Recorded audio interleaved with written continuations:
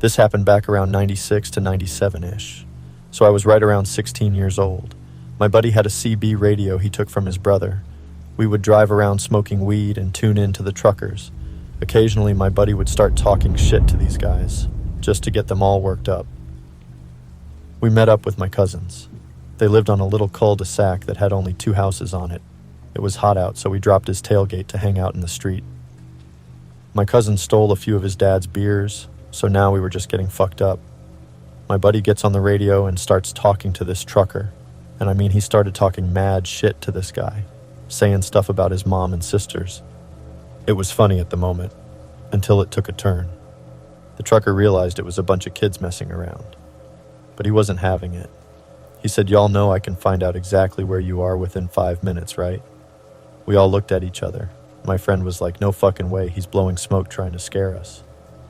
A few minutes of silence goes by. Then we hear the guy say, "I guess you're a bunch of mama's boys, only tough on a radio." He started laughing. So my friend responds back to him. He said, "There's 4 of us here and we would hands down kick your old ass." That's when this guy started getting crazy, weird, and creepy, talking about cutting our heads off and delivering them to our parents in a box. My buddy kept going and continued to piss this guy off. The last thing this guy said was, "I'll see you little fucks in 5." A couple minutes go by, and in the distance, about a few blocks down, we see a truck pull into the sub. No trailer, just the main rig. He sat there for about 30 seconds, then floored it, coming right at us. We couldn't believe it. He pulls up and slams on the brakes, almost hitting my buddy's truck. This guy, probably in his 40s, gets out. Clearly a gym guy because he was huge and pissed. He walked right up to my buddy and grabbed him by the neck and lifted him up. He said, "Who's the tough guy now? It looks like you're a little bitch to me." He held him there for a good minute, not choking him, but kind of choking him. Once he let go of my friend, my cousin started walking towards the guy with a bat. Just then the guy pulls out a pistol and points it right at my cousin's face. He tells him to drop the bat. He said, "I'm not playing your little bitch-ass high school games, son." He then walked over to my friend's truck and yanked the CB radio out, threw it on the ground and smashed the shit out of it. He said, "Next time I will end your life. Don't test me." He got back in his rig and sped off. We all just stood there trying to get a grasp on what just happened. I guess there's a way you can use the CB squelch or whatever it is to track down where the signals are coming from. We talked about calling the cops, but at that time my cousin was already kind of in trouble with the local police in his city for some other stuff, so we decided the last thing we needed was the cops over his house. Besides, we started it anyways. We got what we deserved and decided to just take it as a lesson learned moment and leave it alone.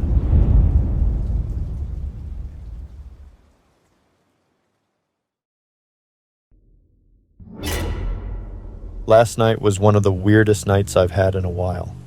I was alone at home, just trying to relax after a long week. I decided to watch some horror movies, even though it's December. Being a big horror fan, I'll watch those movies all year round.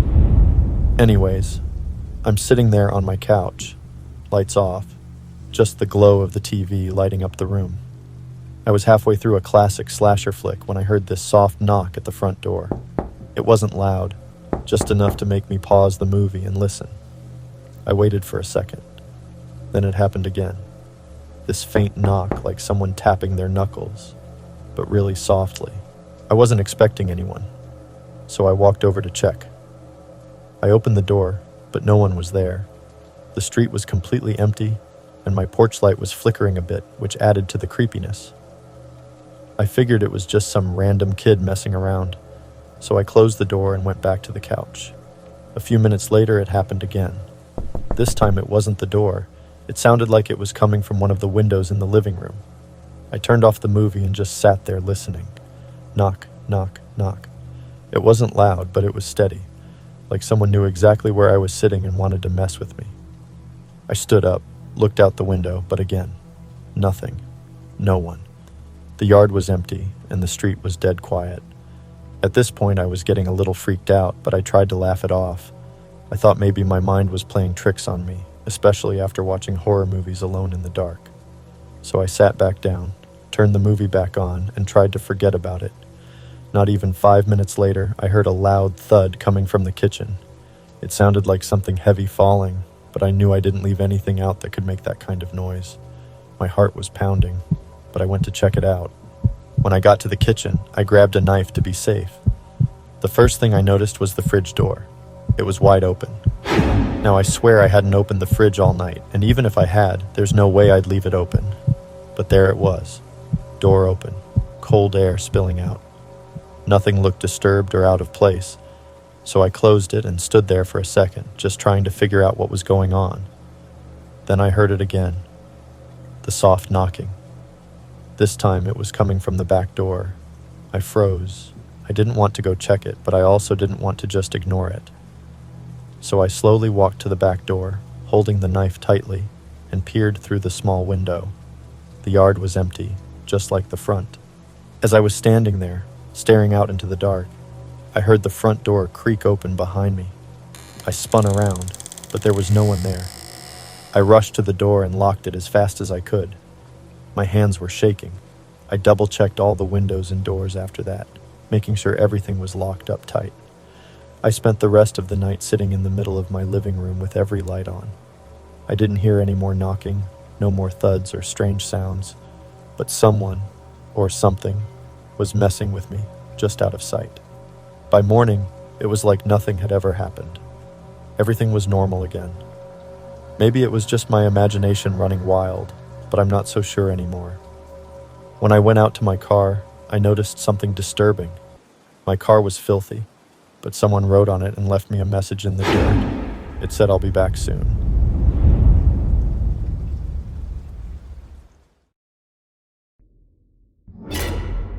I work the graveyard shift at a 24-hour gas station just off the highway. It's pretty much like a back road.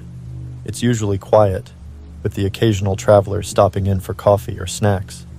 Most of the time, I spend my nights cleaning, stocking shelves, or scrolling through my phone. About 3 weeks ago, I started noticing a man who came in every night around 2:15 a.m. He was tall, maybe mid-40s, and always wore the same outfit: a black hoodie, jeans, and a baseball cap pulled low over his face. He never said much, just grabbed a candy bar and a bottle of water, paid in cash, and left. At first, I didn't think much of it. We get regulars all the time. But then I realized something odd. He never missed a night. Rain or shine, he'd walk in at the exact same time, 2:15 on the dot. It became almost predictable, like clockwork. One night, out of curiosity, I tried to strike up a conversation. I asked if he was working late as I scanned his items. He didn't respond, just stared at me for a second, then handed me a $5 bill and left without his change.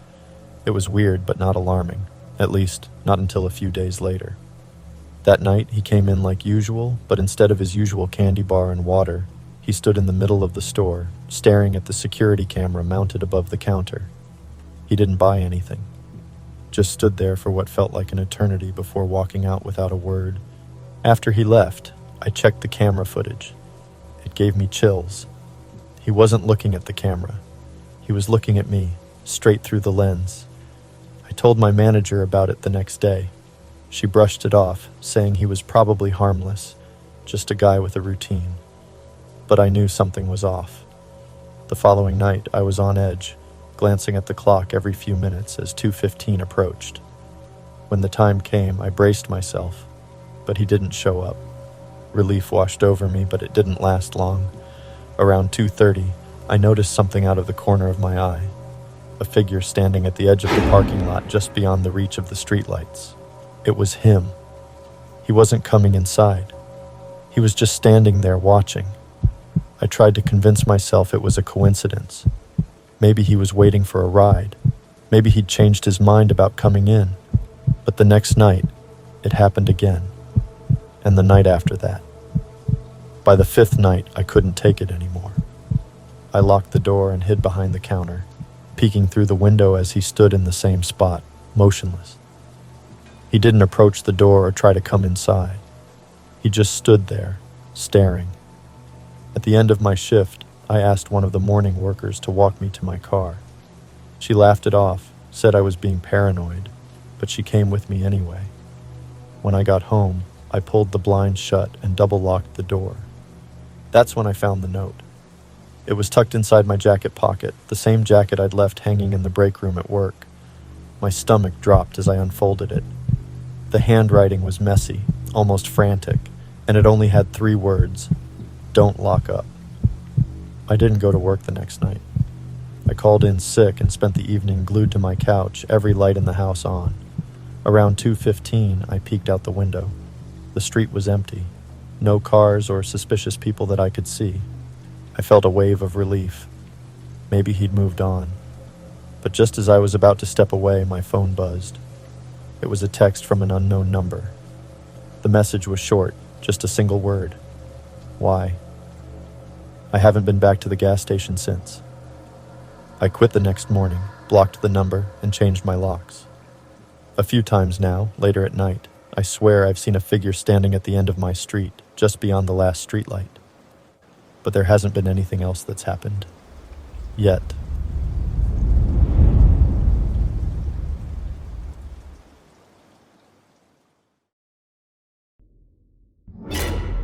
For context, I'm a female in my 30s.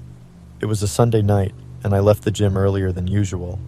It wasn't like me to cut a workout short, but when I glanced outside between sets, I saw snow coming down hard, blanketing the parking lot in minutes. Driving in heavy snow had always made me uneasy, so I figured I'd beat the worst of it and get home. By the time I grabbed my bag and stepped outside, the lot was nearly empty, except for one car parked way out on the far end. It stood out because it wasn't anywhere near the building or under a light, just sitting there in the dark, snow piling up on its roof. I didn't think much of it until I got in my car and started brushing off the windshield. I felt watched. When I looked over, the car's headlights were on. They hadn't been when I first saw it. I climbed into my car and pulled out, trying to ignore the sudden knot in my stomach. As I made my way toward the exit, I glanced in the rearview mirror and saw their lights move. They were pulling out too. It could have been a coincidence. Maybe they'd just finished whatever they were doing in that car. But as I merged onto the street, they stayed right behind me, not even leaving a car-length gap.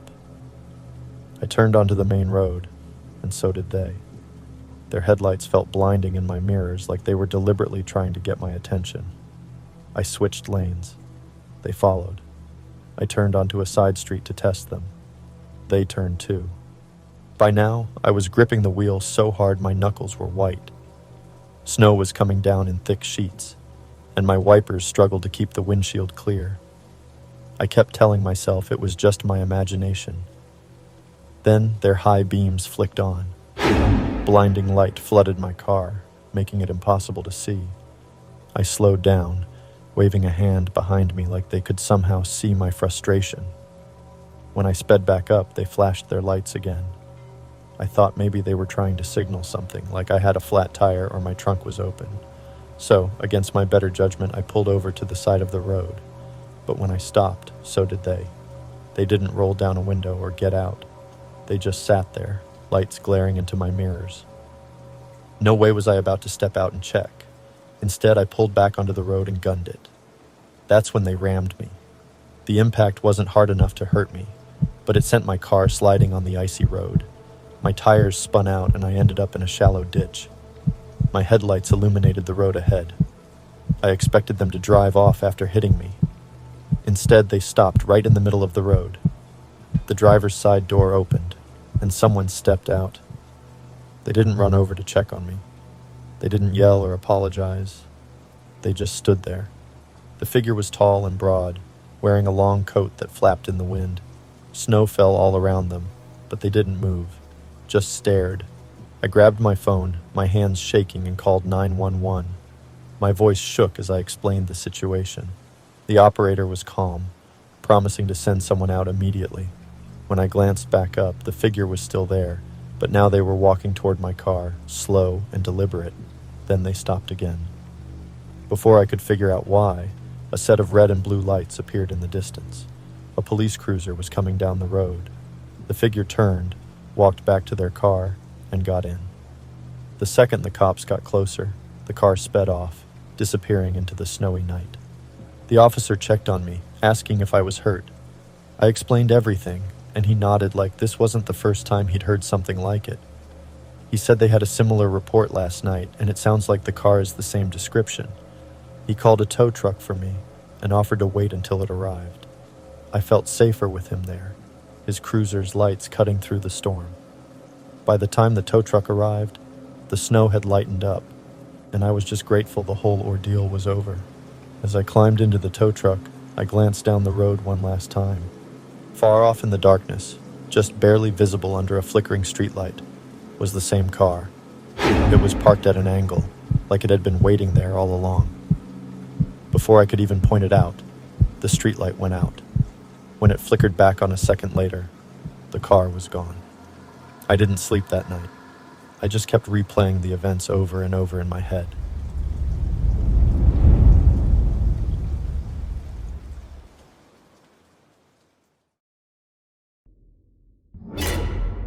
A few years ago, I went hiking in a state park not far from where I lived. It was midwinter, and the snow was coming down steadily, covering everything in a soft, white blanket. I loved hiking in the snow. It was quiet, peaceful, and for the most part, I usually had the trails to myself. That day, I was about 3 miles in, walking along a narrow trail through a thick forest. The snow muffled all sound except for the crunch of my boots. I hadn't seen anyone since leaving the parking lot, which was exactly how I liked it. As I rounded a bend, I saw someone approaching from the opposite direction.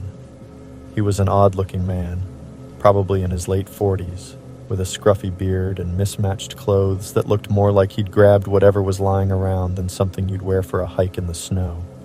His jacket was too thin for the weather, and he wasn't wearing gloves. I nodded as we passed each other, the way you do on trails, but something about him unsettled me. He didn't nod back. He just stared at me as we crossed paths, and I felt my stomach tighten. I kept walking, but a few minutes later, I glanced back over my shoulder. He had stopped and was standing in the middle of the trail, staring in my direction. I brushed it off. Maybe he's just resting or enjoying the view.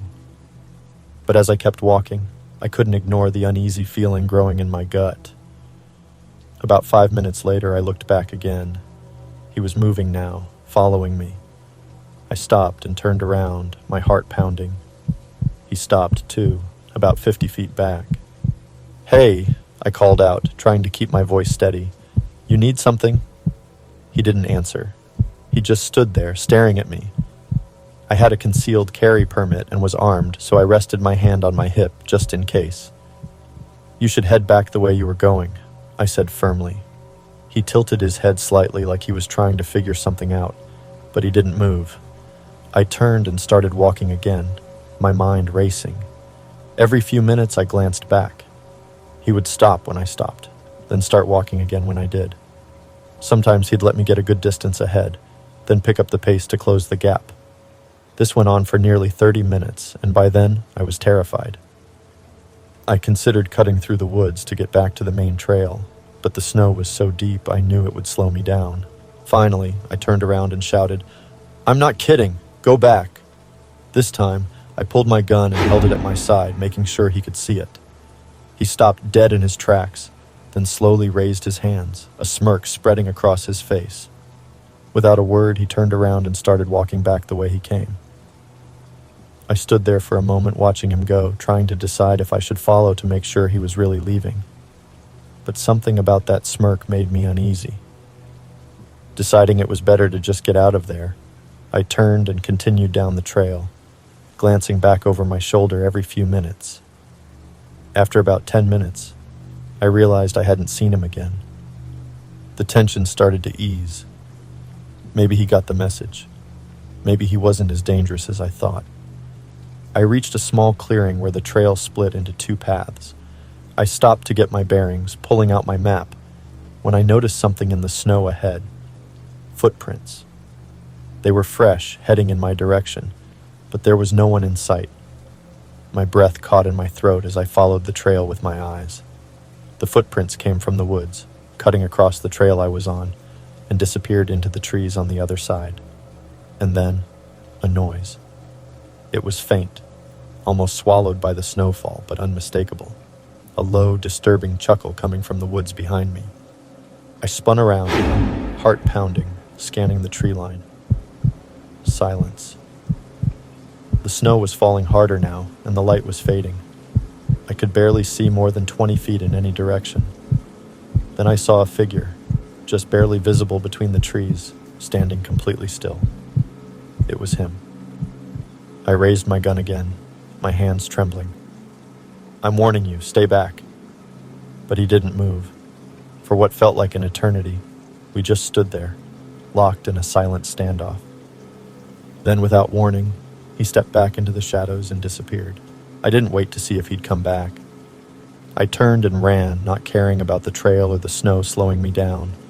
I didn't stop until I reached the parking lot. My car was the only one there. I jumped in, locked the doors, and peeled out, not stopping until I was halfway home. When I finally pulled over to catch my breath, I noticed something that made my blood run cold. There, on the passenger floorboard, was a wet footprint. Someone had been in my car because there is no way I did that. I drove off and got home as fast as I could.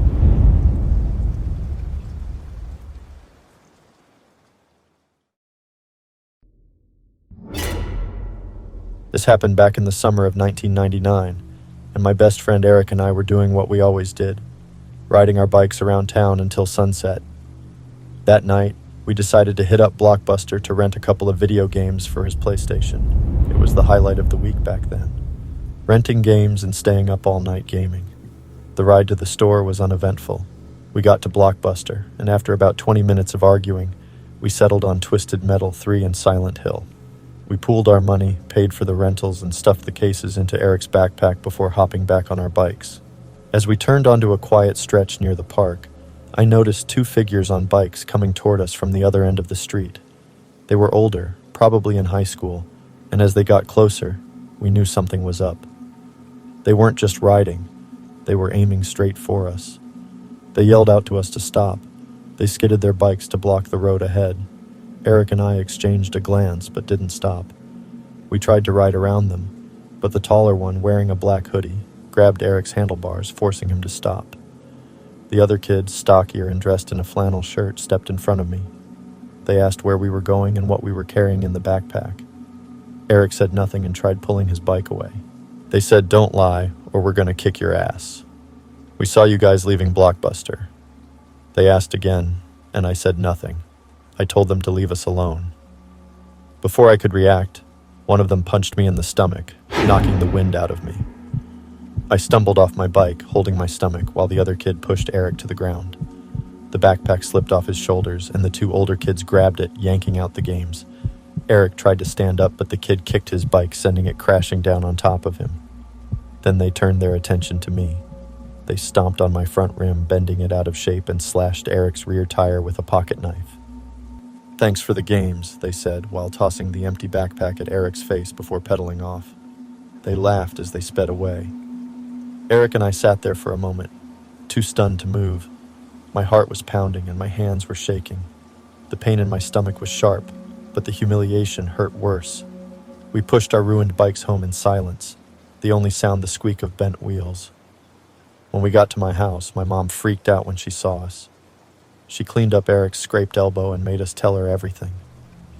My dad wanted to call the police, but Eric and I begged him not to. We didn't want to make things worse. By the time Eric's dad came to pick him up, we were both trying to laugh it off. We made plans to hang out the next day, and he went home with his dad. That night, I couldn't sleep. Every time I closed my eyes, I saw the whole thing replay over and over in my head. Around midnight, I decided to grab some water. As I passed by the window in the living room, I glanced outside. I froze. There, in the middle of the street, were two kids just riding their bikes in circles under the streetlight. I ran to my parents' room. I shook my dad awake, telling him they were outside. He grabbed a baseball bat and stormed out the front door, but when he got there, the street was empty. No bikes, no kids, nothing. He told me I was just spooked and said I needed to go back to bed. The next day, Eric came over and my parents drive us to Blockbuster. The staff was understanding and said, as long as we provided a police report, then my parents didn't have to pay for the games. My dad ended up filing a report that afternoon. We never saw those kids again. They must have been from another area.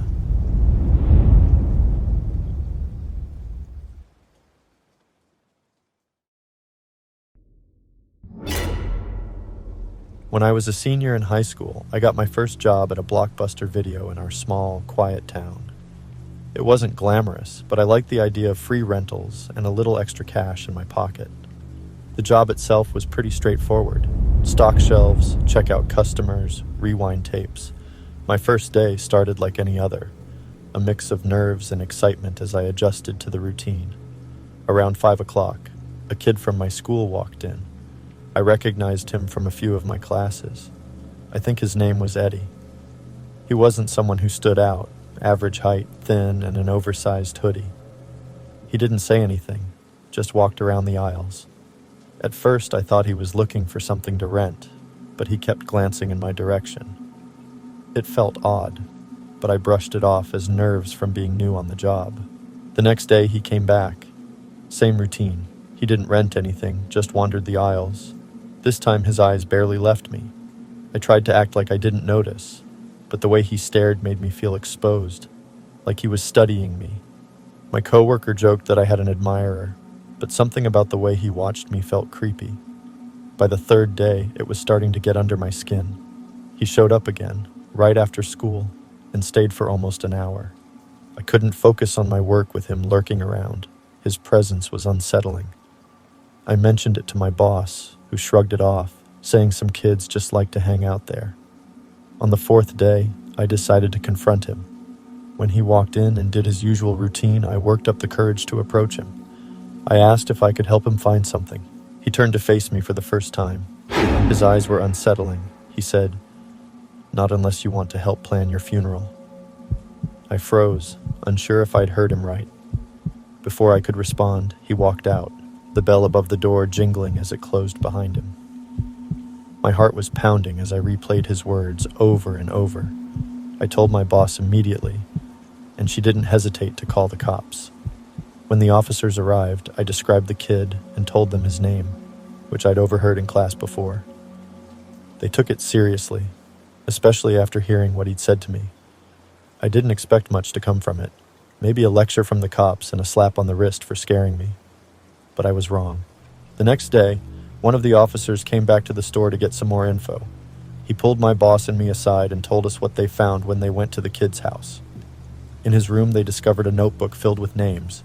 Mine was at the top of the list.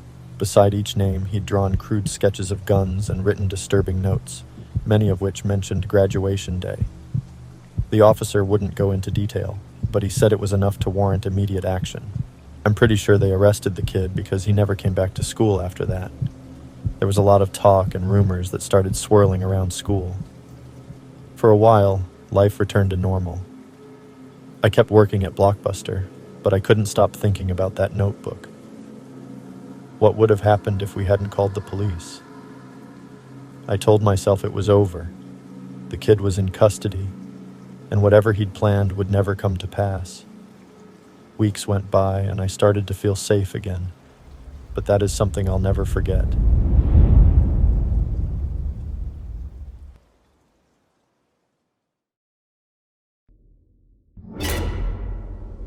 I'm a female in my early 40s, and this happened a few months ago.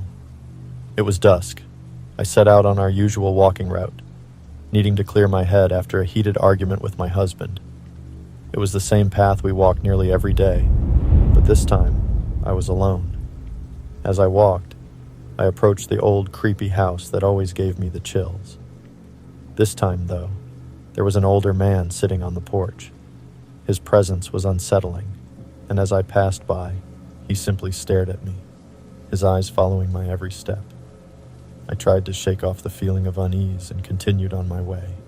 On my return trip, as I neared the house again, the man called out to me. He asked for my help, saying he had bad knees and needed a little pull to get up from his chair. My instincts screamed at me to keep walking. I had seen enough Dateline episodes to know this could be a trap, but against my better judgment, I decided to help him. As I got closer, a rancid smell hit me, and I knew something was off. I extended my hand to help him, and he grabbed my wrist with a grip that felt like a vice. Panic surged through me as I realized I was in trouble. He pulled me closer with terrifying strength, and I struggled to break free. "Come on, girl, I need your help," he said, his voice so disturbing. He stood up on his own and lunged at me. trying to drag me into the house. I screamed and swung my arms wildly, desperate to fend him off. Just then, a neighbor appeared, asking what was happening. The distraction was enough for me to break free. "Nothing," I muttered, and I bolted for home. My heart was pounding. When I got home, I told my husband everything. He was shocked that I had offered to help the man, knowing it wasn't like me to approach strangers, especially when alone.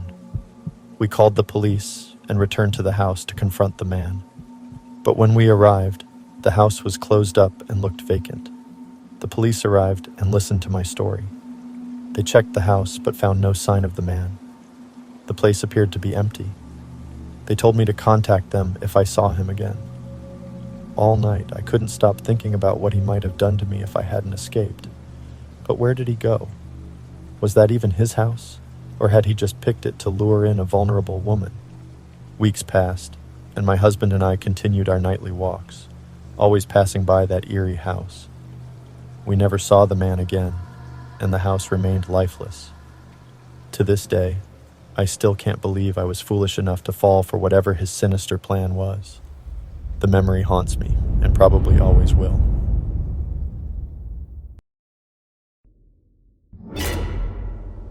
This took place when I was 19. I liked camping alone, deep in the woods. Since I was going through a breakup, it was a chance to disconnect, to find some peace. So, one Friday after work, I packed my gear and drove to a remote spot I had read about online.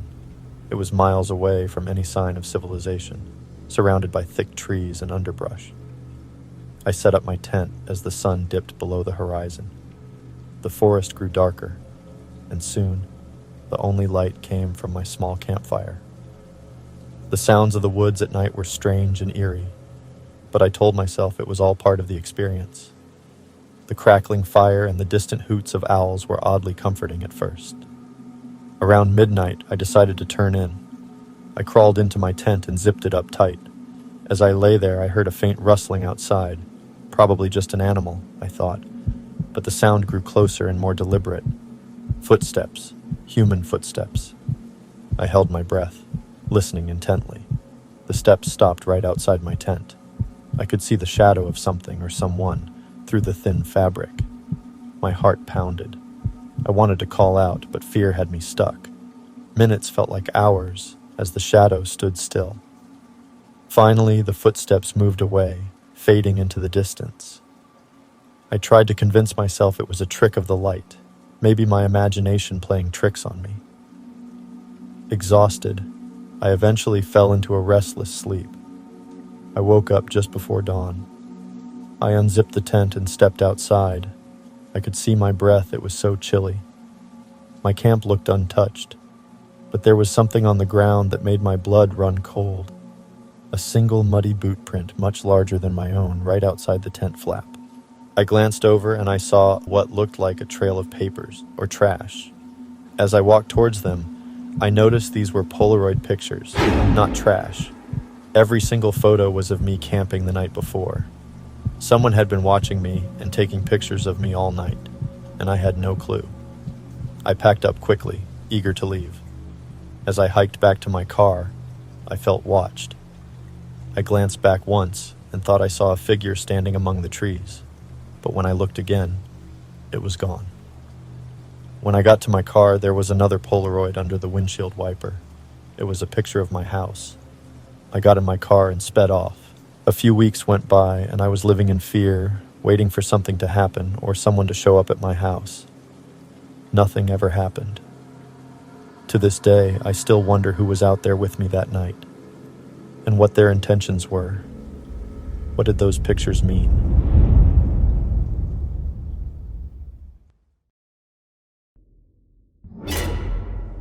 This happened last month.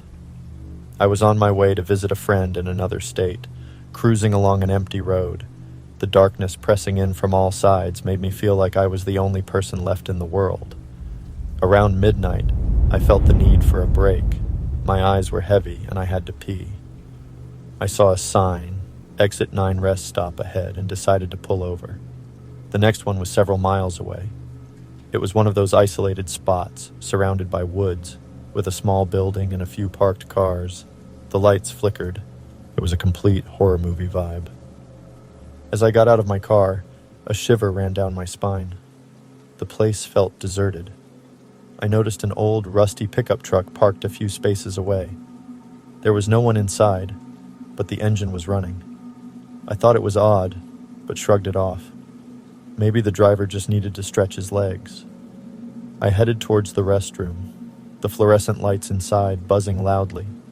The place looked run down with cracked tiles and graffiti on the walls. As I washed my hands, I noticed a strange noise, a sort of scraping sound coming from one of the stalls. I called out, but no one answered. I knew better, but decided to check. So I pushed the stall door open. It was empty, but the window above was open, letting in a cold breeze. Feeling uneasy, I decided it was time to leave. As I walked back to my car, I saw a man standing by the pickup truck. He was staring at me, his face shadowed under a hood. Something about him made my heart race. He looked like he was waiting for something, or someone. I started walking faster, glancing back only to see him start to walk towards me. I panicked. I fumbled for my keys, my hands shaking. Just as I got into my car, the man broke into a run. I slammed the door and locked it. My heart was pounding so hard. The man reached my car, banging on the window with his fist, his eyes wide and crazy. I floored it and peeled out of the parking lot. My rearview mirror showed the man standing in the middle of the road, watching me drive away. My hands were trembling so badly I could barely keep the car on the road. After a few miles, I started to calm down, but something felt wrong. I realized I hadn't seen another car or person since leaving the rest stop. It was like the world had been emptied. I turned on the radio to calm myself, but all I got was static. Did I just drive into a warp zone? Seriously, what the hell is happening? When I finally reached a small town, I pulled into a gas station, desperate for some human contact. I told the attendant about the man at the rest stop, hoping to make sense of what happened. The attendant's face turned pale, and he told me something chilling. A woman had disappeared from that rest stop just a week ago. Her car was found with the engine running, but she was never seen again. He called the police. The police later questioned me, but they found no trace of the man or the woman. No fingerprints, no evidence, nothing. The old pickup truck was gone too, leaving only tire tracks in the dirt. I know I escaped something terrible that night. The rest stop has since been closed, boarded up like it never existed. But I still wonder, what could have happened? It will probably haunt me forever.